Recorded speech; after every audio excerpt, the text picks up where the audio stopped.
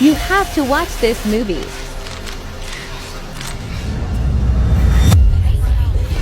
Are you okay? Mm-hmm.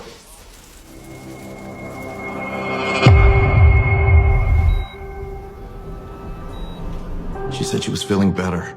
We see that regularly with schizophrenia, but it can't be cured. Okay, hanging in there.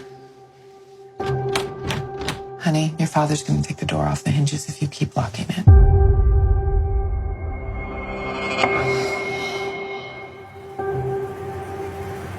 Do something. It's not real. Did you hear that? There was a girl next door screaming for help.